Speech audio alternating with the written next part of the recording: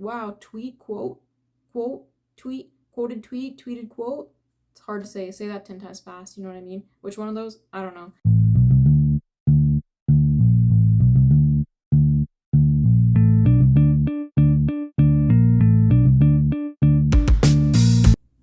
Yo, what up, Marvelites? It is I, returning once again to continue the Marvel Cinematic Universe review. We're gonna be doing The Incredible Hulk, Thor, and the Avengers. If you missed part 1, please go ahead and check it out. I'll drop the whatever somewhere up here, okay? And in that one was Captain America, Captain Marvel, and the first two Iron Mans. All right, without further ado, make sure you hit subscribe if you want to keep on getting these reviews. And y'all ready? Okay, sweet, let's do it. All right, so to begin, we have The Incredible Hulk 2008.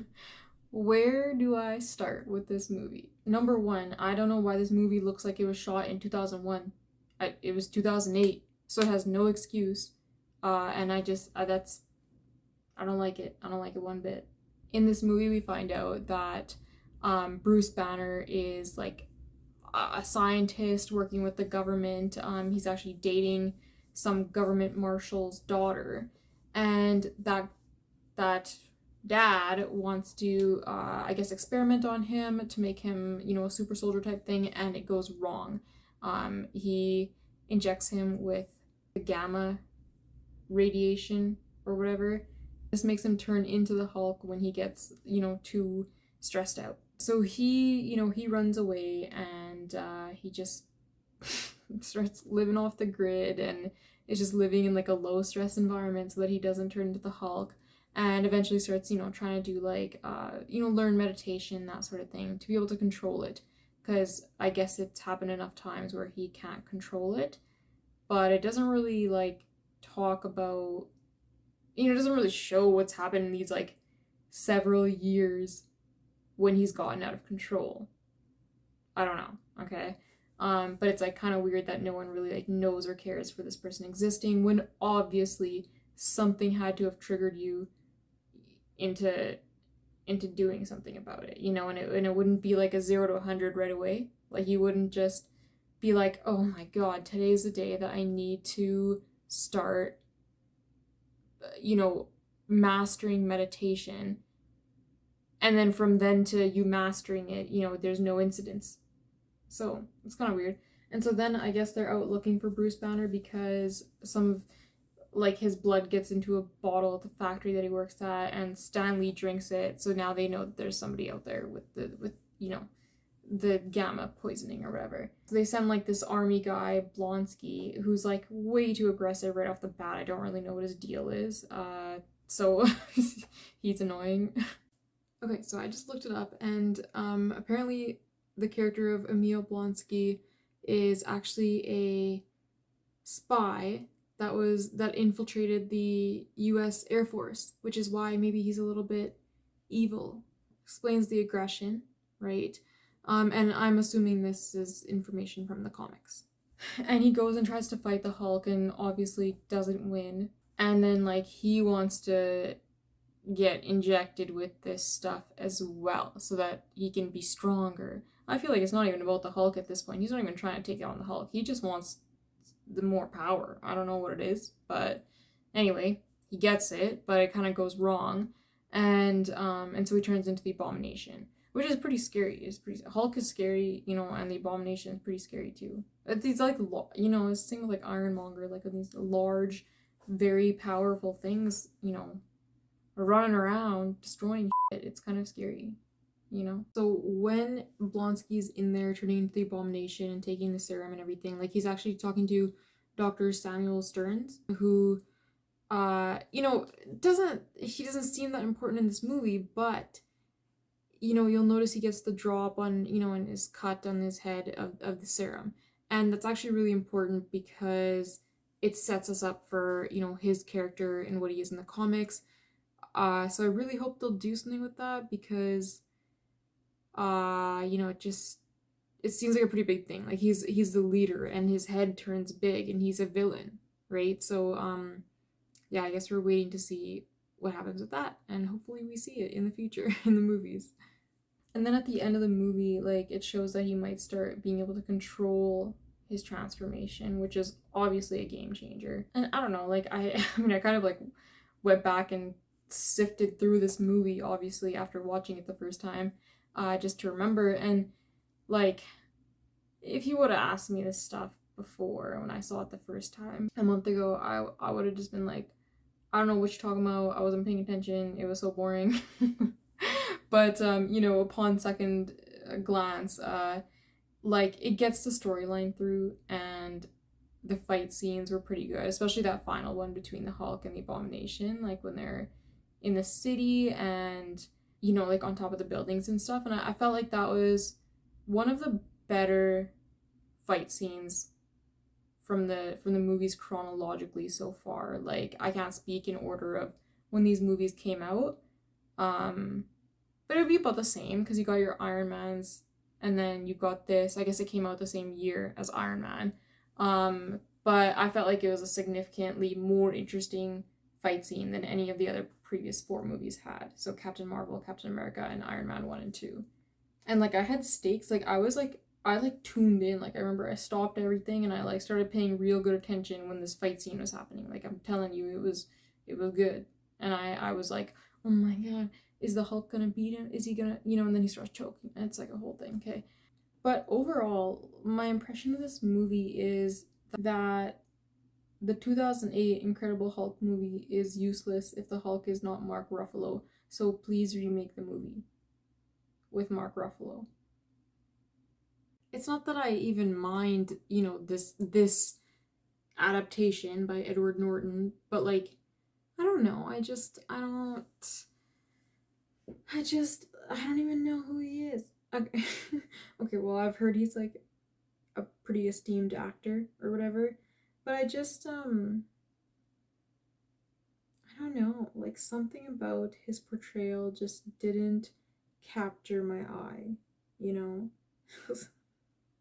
I don't know, I don't like it. I don't like it. I just prefer Mark Ruffalo in general as a person. Okay, and I actually didn't tweet a quote from this one either, so I hate that I even said that I was doing this. But this is my notable scene from the movie. You should talk. You should listen. What if I told you we were putting a team together? And I don't know why does RDJ go up to like the captain guy, like the freaking general who's bad, and tell him about the Avengers? I'm actually so confused. Like I feel like I need to rewatch this movie and understand this better. But I'm confused. All right, next up we have Thor. So Thor starts with us, you know, being introduced to these 2 little kids who are, you know, both princes of the King Odin or whatever. They're his kids, and you know he's narrating the importance of, you know, what it takes to be king and eventually take over their land of Asgard, right? And it's kind of interesting because like from this little snippet of their childhood, it kind of seemed like Thor was gonna be the little shithead, you know, and like just not be fit to be king type of thing, and that Loki was like the underdog and was gonna come through and, you know, and be the suitable one, even though he wasn't the one that they were looking at, type of thing, right? But like that's not what happened. And you know, Thor is the god of thunder, and apparently Loki is the god of mischief. And I don't know how these gods are decided, to be honest with you. Also, Josh Dallas will never not be Prince Charming from Once Upon a Time. Okay, like he's here as whatever the guy's name is, Thor's friend, and you just can't unsee Prince Charming. Okay, and in this movie, Heimdall is introduced. That's he kind of is the gatekeeper for this world. Okay, and getting to other worlds, and we also have Jane Foster and Dr. Selvig and Darcy introduced in this movie. And we actually end up finding out at some point here that Loki's actually not even an heir to this throne because he's adopted. He's Laufey's son. Laufey? Laufey. Classic unwarranted adopted son and biological son rivalry in a movie about royalty. Anyway, they have this whole thing. Loki sends the destroyer to go destroy Thor, and that thing is terrifying. Like, almost looked invincible for a while. And then we have this moment, their kiss. This is their first kiss. They're basically strangers, okay? So I thought, whoa, you know, that's what I thought. Anyway, and then, you know, Thor goes back to make sure Loki gets defeated and all this madness is stopped. And then Loki, you know, falls off the land and feigns his death. And all I gotta say is, damn, Loki, that's some sort of mischief. So my overall impression of Thor is that I really liked it. Like, it was super. It was a different world. I felt like, you know, we kind of got off of Earth a little bit again, which was nice, and got introduced to some pretty interesting characters. And yeah, it was like entertaining, had like a good bit of humor, and yeah, it was a nice family drama, which the other ones have not had, you know. All right, sad news. I actually didn't do a quote, you know, tweeted quote for this one either. Embarrassing. But that's okay. Enjoy this scene.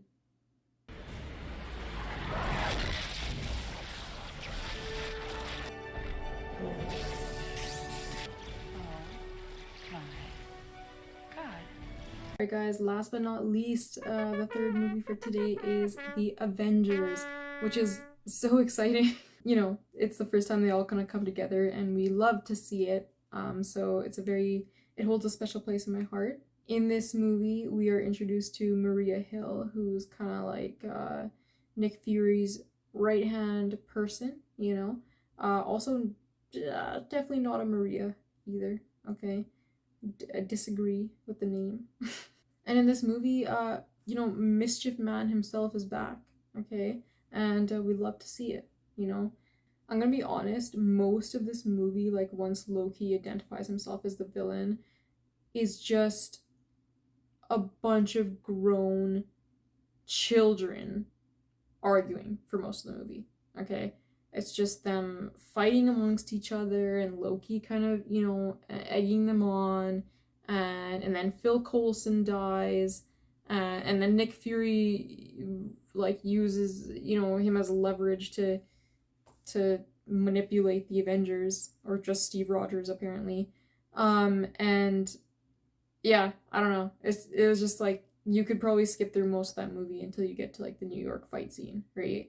Which was amazing, by the way, and you know, kind of leading up to that area. But the entire time they have Loki kind of captured, and they're like trying to figure out what to do. Skip it, for God's sake. Just kidding. Don't skip it. You know, it's all really, you know, fun to watch and still entertaining. But that's all you're missing if you happen to miss it. But yeah, like, the second half of this movie, there's like so much that I could say about it and how much I love it. In this movie is definitely where my love for the Hulk was solidified. Like, I've already got a favorite in Captain America, okay? And then by this movie, I had a favorite in the Hulk.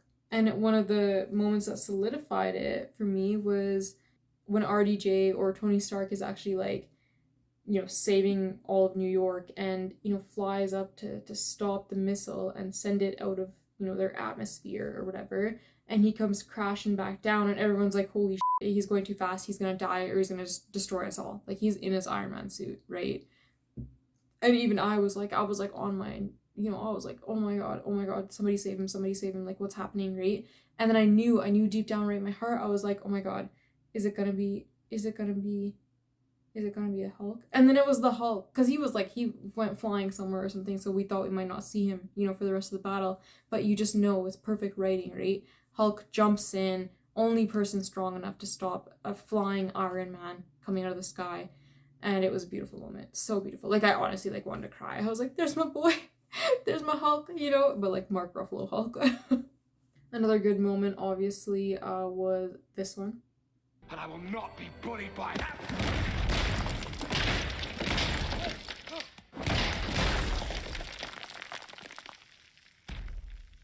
Puny God. Also, if I remember correctly, I'm pretty sure Thanos is introduced in this movie. And, like, his like, worker person. But they're not really, like, talked about too much in this movie. Yeah, so I don't know, like, I mean, my overall impression is that I loved this movie, and we were just kind of, like, reintroduced to, obviously, the main Avenger team. Characters, people, right? Team members. And, you know, Captain America's back. We'd love to see it, you know, had some great moments in this movie. Can't complain. Flying monkeys. Monkeys. I do not understand. I do. I understood that reference. And yeah, I don't know, like, it was super exciting to get the Avengers together for the first time ever. Amazing, amazing, amazing. No complaints there.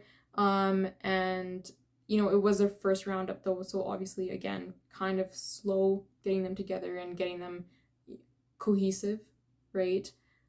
But like I said, second half, you know, it got super exciting, really picked up the pace, got a lot more interesting, and, you know, good battle sequences. Honestly, the second half, I feel like, was mostly just, like, intensity rising and, like, fight scenes. And really good fight scenes, you know? I also feel like, in general, this movie had a really, like, charismatic feel to it all the way through. And especially, like I said, you start to notice it in the second half, just with these characters kind of, like, actually being in their own, right? And just kind of being a little bit more free to be who they want to be, because in the beginning of the movie, like I said, they're just arguing, right? So, but yeah, in general, very charismatic, and I felt drawn in and drawn to the characters the entire time. And yeah, I don't know, I guess we can attribute that to, like, a good script and, you know, a stellar cast, obviously. And the ending was amazing, obviously, with all these, you know, resolutions and beautiful moments from beloved characters. And now time for my tweeted quote. Believe it or not, guys, I actually did tweet a quote for this movie, which, honestly speaking, something happens to my heart when this line is about to come, okay? Yeah, I don't know, so enjoy this lovely moment that my heart skips a beat at every single time I see it. Now might be a really good time for you to get angry. That's my secret, Cap. I'm always angry. Well, that has been part 2 of the Arbdog reviews the MCU movies in chronological order. Thanks for watching. If you missed part 1, obviously check it out. And then next time we'll be doing part 3, which will be Thor: The Dark World, which is the second Thor movie, Iron Man 3, and Captain America: The Winter Soldier. I feel like that one's gonna be exciting because I'm excited about, you know, at least one of those movies. So please make sure you check it out. And now our favorite part of the evening, okay, or of the 4:16 a.m. You know, we're gonna chat about my character, okay? So last time we decided that I was gonna, you know, have some sort of scientific thing go wrong, okay? We hadn't decided whether it was some sort of experiment or whether it was the vaccine or whether it was some sort of new drug, okay? Again, I'll solidify it at some point here in the ending. I'll literally make an entire YouTube video, just my entire storyline fleshed out, okay? Watch me do it, I swear to God. But yeah, I'm here to now reveal what my superpower would be, okay? So I took like 3 tests on BuzzFeed, okay, 3 separate tests, and 2 of them said like being able to see the future, you know, omnipotence, all-knowing, all-seeing, you know, and one of them was mind reading, which I feel like, you know, goes hand in hand, same type of thing. And yeah, I feel pretty good about these. And I feel like they're a little bit different than like mind control, which is the more what like Wanda has. So yeah, I'm feeling like this is like more unique and makes all the sense in the world. So to me, I mean that's a no-brainer. It was already something that I thought about, right? Like about something with my mind, because I think my mind is the sharper tool of like mind and body, okay? So yeah, like that made sense to me. And then I had this whole thing where like sometimes not even sometimes, like I get mad eye strain, obviously, because I'm sitting here till 4, whatever in the morning, staring at computer screens and stuff, right? And I never sleep. So just kidding, I sleep, but like not as much as I should be, okay? So yeah, I'll get like eye strain, blood vessels will just like pop and I'll just like be red, here and there, and just on and off. It's a thing that happens that one of my eyes will just like be red sometimes, okay? And so I was like, oh, what if that's like a thing? Like what if my eye is like, something happens to it? And then I literally did poke myself in the eye. And then like it either activates when I'm using my mind control, maybe it's turns really red or something, or like I have like a thing covering it, who knows, an eye patch, just kidding. Something like that is what I was thinking. Okay, so keep this idea posted in your mind. But that's something that I'm thinking. I'm also thinking I want my character to have a bit of like martial arts skills, like I feel like I'm sometimes agile and I'm flexible, okay? And also I used to do taekwondo, and even though I sucked, I was but a wee child, okay?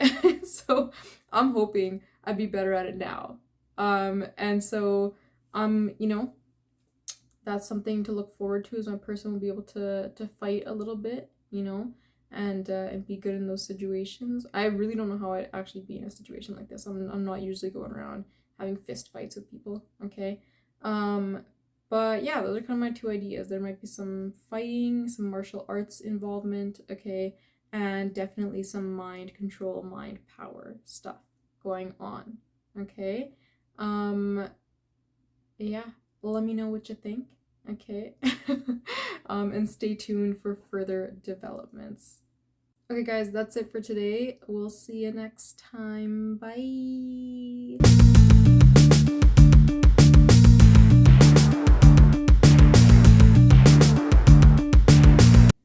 Yo, if anyone's still with me, I just want to let you guys know another little tidbit, okay? After I posted the part 1 of the MCU review or whatever, I took a nap and like had a dream where RDJ professionally like asked me to go for coffee, and it was so cool. We didn't go for coffee though, that's not the cool part. The cool part was that he asked me, and it was like professional because the feeling was that I had just worked on a project with him, like a big name project for the first time. And also in the dream, people kept coming up to me and like random people on the street and chatting with me about my my MCU review videos. So the aspirations are big, people.